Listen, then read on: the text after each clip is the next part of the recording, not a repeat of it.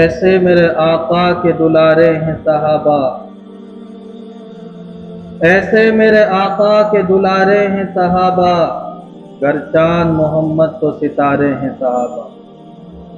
دشمن تھے ہزاروں اور وہ 313، دشمن تھے ہزاروں اور وہ 313، ایسے میں بھی دیکھو نہیں ہارے ہیں صحابہ۔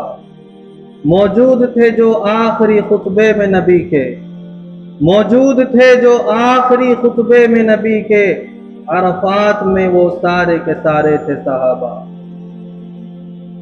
اللہ کی عظمت کے منارے ہیں صحابہ، گر چاند محمد تو ستارے ہیں صحابہ۔ صلی اللہ تعالی علیہ۔ جمعے کے اندر مختلف ذہنوں کے حضرات تشریف لاتے ہیں اور الحمدللہ ایک کثیر تعداد کتاب سے مستفید ہوتی ہے۔ اور ویسے بھی محرم الحرام کے آخری ایام چل رہے ہیں، ایسے مبارک مہینے کے اندر بھی کچھ لوگوں نے اپنے نامہ اعمال کو سیاہ کیا اور نبی کریم صلی اللہ علیہ وسلم کے جانثاروں کی شان عالی میں گستاخانہ کلمات کہے۔ اگر وہ تنقید صحابہ اپنا دھندا بنا چکے ہیں تو ہم بھی انشاءاللہ شان صحابہ کو بیان کرنا فخر سمجھتے رہے۔ اسی لیے حضرات صحابہ کے تعلق سے اہم گزارشات کہ صحابی کس مبارک ہستی کو کہتے ہیں اور صحابہ مقام و مرتبے کے اعتبار سے ان کی پوزیشن کیا ہے، اور صحابہ سے غلطیاں ہوئیں تو اللہ رب العزت نے معافی کا کیا انتظام فرمایا، اور صحابہ کی قربانیاں کیا ہیں، صحابہ کے عشق رسول نبی علیہ السلام سے کیسا تھا، یہ چند باتیں دعا کریں کہ اللہ رب العزت حق بات کہہ کر عمل کی توفیق عطا فرمائے۔ اللہ تعالیٰ نے دین اسلام کو دنیا کے اندر بھیجا اور نبی علیہ السلام پر نبوت کا یہ مبارک سلسلہ ختم ہو چکا۔ وحی آنے کے اندر نبی کا کوئی جانشی نہیں ہوتا، وحی صرف نبیوں پر آتی ہے، لیکن نبیوں کے مشن کو آگے چلانے والے خصوصاً نبی کریم صلی اللہ علیہ وسلم کے مبارک مقصد کو آگے پھیلانے کے لیے اگر اللہ رب العزت نے کسی جماعت کو چنا ہے تو وہ صحابہ کی جماعت۔ حضرات صحابہ اس دنیا کے اندر اللہ کی طرف سے دیا ہوا ایک عظیم تحفہ۔ صحابی کسے کہتے ہیں؟ صحابی کہتے ہیں من رأى النبی صلی اللہ علیہ وسلم مسلما ومات علیہ، جس نے پیغمبر علیہ السلام کی مسلمان ہونے کی حالت میں زیارت کی ہو اور ایمان پر اس شخص کا خاتمہ ہوا ہو، اس کو صحابی کہتے ہیں۔ اگر کسی نے نبی کی زیارت کفر کی حالت میں کی تو وہ صحابی نہیں ہو سکتا۔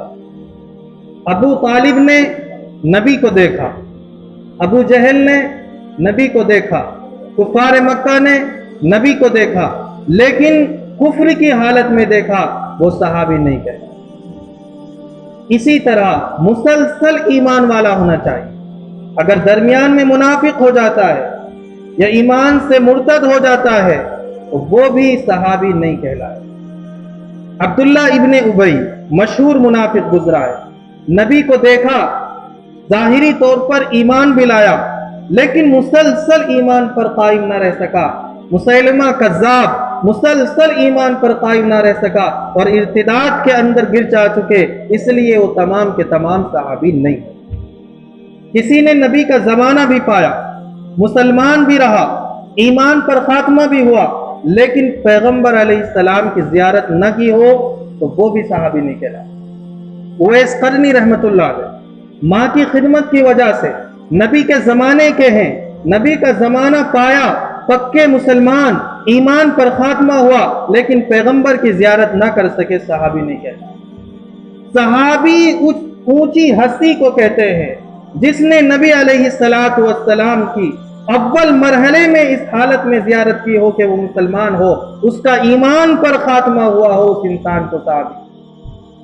اور ہمارا یہ عقیدہ اور ایمان ہے کہ دنیا کا بڑے سے بڑا ولی، قطب، ابدال، حضرات صحابہ کی جماعت میں جو سب سے نیچے درجے کے صحابہ ہیں، جن کا مقام اور صحابہ سے کم درجے کا ہے، سب سے چھوٹے صحابی کے پاؤں کے اندر جو جوتا ہو اور اس جوتے کے نیچے جو مٹی ہو اور وہ مٹی ان کے جوتے پر لگے، دنیا کا کوئی ولی بھی اس مقام کو نہیں پہنچا۔ یہ ہمارا اعتقاد ہے، اس لیے کہ پیغمبر علیہ السلام کے شاگردوں کی جماعت کو صحابہ کہا ہے۔ اب صحابہ کے درجات بھی مختلف ہیں۔ قرآن کریم نے کہا لا یستوی منکم من انفق من قبل الفتح وقاتل اولئک اعظم درجۃ من الذین انفقوا من بعد وقاتلوا وکلا وعد اللہ الحسنى، کہ جو فتح مکہ سے پہلے ایمان لے کر آئے ان کا درجہ اتنا اونچا ہے، فتح مکہ کے بعد جو ایمان لے کر آئے ہیں وہ ان کے مقام تک نہیں پہنچے۔ صحابہ میں سب سے اونچا مقام خلفائے راشدین کا ہے، اور خلفائے راشدین میں سب سے اونچا مقام سیدنا ابو بکر صدیق رضی اللہ عنہ کا ہے۔ ان کے بعد عشرہ مبشرہ، وہ 10 صحابہ جن کو جنت کی خوشخبری پیغمبر علیہ السلام نے سنائی، ان کے بعد اصحاب بدر، اور اسی طریقے سے صحابہ کی جماعت چلتی چلی جائے گی۔ سب سے اونچے صحابی سیدنا ابو بکر صدیق رضی اللہ عنہ۔ قرآن نے کہا کہ جو اس وقت ایمان لے کر آئے کہ جب مکہ کے اندر نماز پڑھنا جرم تھا، اس وقت ایمان لے کر آئے جبکہ مال کی فراوانی نہیں تھی، اس وقت ایمان لے کر آئے جب مسلمان ہونا اپنے آپ کو دنیا کی دوزخ میں ڈالنے کے مترادف تھا، اس وقت جو نبی کے جانثار رہے ہیں ان کا مقام بہت زیادہ ہے ان لوگوں کے مقابلے میں جو بعد میں ایمان لے۔ لیکن اس کا مطلب یہ نہیں ہے کہ اللہ کے یہاں ان کا کوئی مقام ہی نہیں۔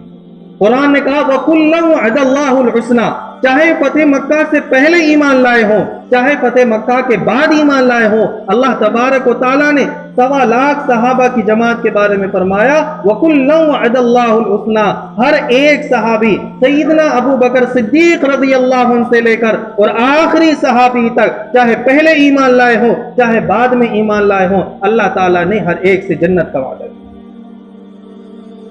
آپ دیکھیں کہ ہمارے بزرگوں میں امام بخاری کا بہت اونچا مقام، لیکن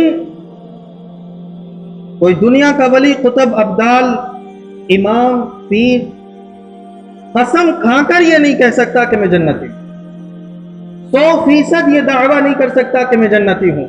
لیکن اس آیت کریمہ کی روشنی میں صحابی تمام کے تمام اس بات کا دعویٰ کر سکتے ہیں کہ ہم جنتی ہیں، اس لیے کہ اللہ تعالیٰ نے فرمایا کہ میں نے جنت کا وعدہ فرمایا، اور ان اللہ لا یخلف المیعاد، اللہ تعالیٰ وعدہ خلافی نہیں کرتا۔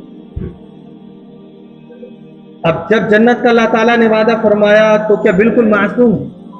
اگر وہ معصوم ہو گئے تو پھر نبی اور صحابی میں فرق ہی کیا رہا؟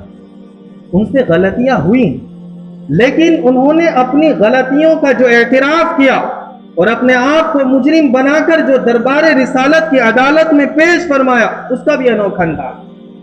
ایک صحابی کو رجم کیا گیا ایک سنگین گناہ کے اندر، پتھر مارے جا رہے ہیں مدینہ کی زمین کے اندر، پیغمبر علیہ السلام اس منظر کو دیکھ رہے ہیں، اور آپ نے ارشاد فرمایا کہ آج اگر پوری دنیا، پورے مدینہ کے گناہ بھی میرے اس ایک صحابی کے اوپر ڈال دیے جاتے تو اللہ تعالیٰ اسے بھی معاف کرتا۔